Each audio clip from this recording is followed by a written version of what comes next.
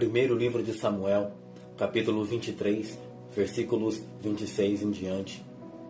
Saul ia de uma banda do monte, enquanto Davi e os seus homens da outra. Sucedeu que Davi se apressou para escapar de Saul. Entretanto, Saul e os seus homens cercaram Davi e aos seus homens para lançar mão deles. Então veio um mensageiro a Saul e disse-lhe: apressa-te e vem, porque os filisteus com ímpeto entraram na terra. Pelo que Saul deixou de perseguir Davi e foi ao encontro dos filisteus. Por essa razão, aquele lugar se chamou Selá Ramalecote. E eu vejo que é uma das fases aqui que Davi está mais em apuros, enrascada. E por muito pouco ele não foi pego por Saul. Quando eu começo a folhear as páginas aqui da Bíblia e ver o que aconteceu antes, eu percebo que Saul ele estava no seu alto grau de impiedade. Um pouquinho só aqui para frente, ele vai cometer o seu suicídio. Ele vai consultar uma mulher que não era do povo de Deus, mas era uma feiticeira. Ou seja, ele não queria nem saber. Se ele pegasse Davi agora, ele iria trucidá-lo. Davi era seu inimigo número 1. Ele não foi chamado para fazer isso. Saul foi ungido com óleo para que ele viesse abençoar o povo de Israel contra os filisteus, contra os outros inimigos, contra os amonitas, mas não contra Davi. Mas ele começa a fazer isso. Ele começa a partir para cima de Davi com muita força.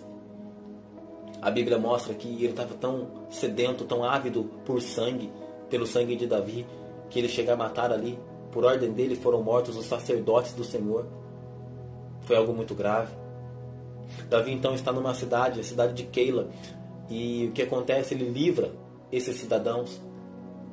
Eles estavam em aperto. Davi vai, ajuda eles. Mas ele soube que Saul ia chegar em Keila, ia fechá-lo numa encruzilhada. O que ele faz então? Ele ora. Na minha mente limitada, mas fértil, eu penso que Davi ora pelo seguinte motivo. Ele fala: olha, já que eu salvei os cidadãos de Keila, com certeza por gratidão eles vão me ajudar. Eu me lembro de uma teoria que eu vi de uma pessoa que estuda a mente, e ela fala o seguinte, que nós temos o ciclo de amor, culpa e reparação. Então quando tem alguma coisa ali que alguém faz um gesto de amor por nós, nós sentimos-nos devedores, culpados de retribuir esse amor. Então, logicamente, o que aconteceria? Davi livrou a Keila, os seus cidadãos também livrariam Davi e seus soldados, correto? Errado. Davi vai orar e Deus fala o seguinte: olha, quando Saul descer aqui para te pegar, os próprios cidadãos de Keila vão entregar você, Davi, nas mãos dele. Então o que Davi faz? Ele fica batendo boca? Não, ele vai embora, ele sai de Keila e começa a correr pelos desertos ali.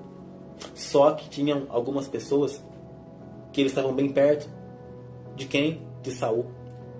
E eles começam a entregar, eles começam a falar. Falam: olha, Saul, acontece assim, assim, assim. Os ifeus entregam o paradeiro de Davi.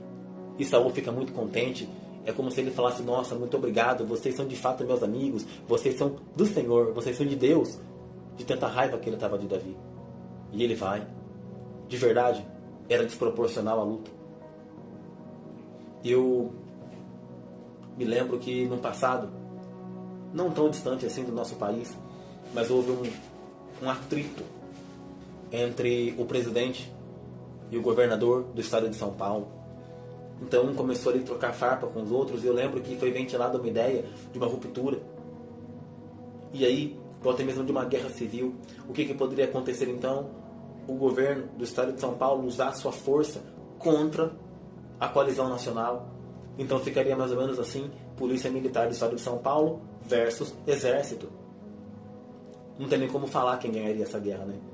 Evidentemente que o poder do Exército é muito maior, levando em conta também os outros estados da federação que poderiam usar suas inteligências contra o estado de São Paulo. Sabe, quando eu olho para Davi, eu percebo essa desproporcionalidade.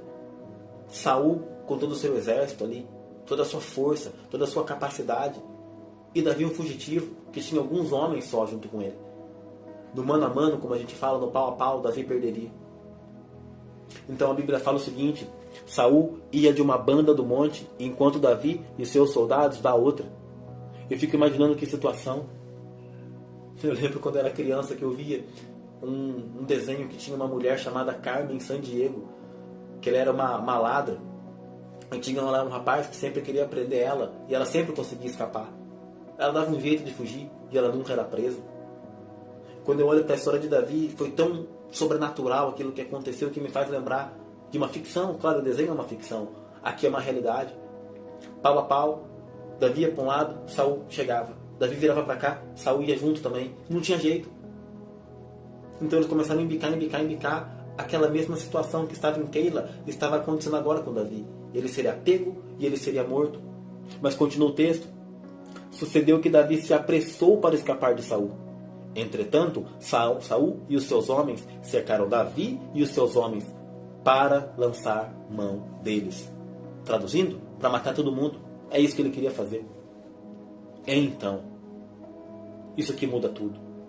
Então, olha uma palavra pequenininha, mas que vai mudar todo o contexto. Então veio o mensageiro a Saul e disse-lhe: apressa-te e vem, porque os filisteus com ímpeto entraram na terra. Onde estava esse mensageiro? Percebe que ele não brotou do chão.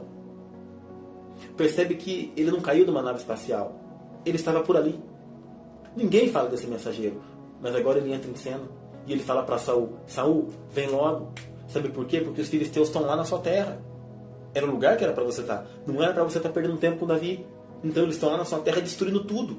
Eles entraram e estão arrebentando lá. Saul fala: nossa, mas aquilo que ele era para Davi. Aí vem o versículo seguinte: pelo que Saul deixou de perseguir a Davi e foi ao encontro dos filisteus. Ele desviou a rota.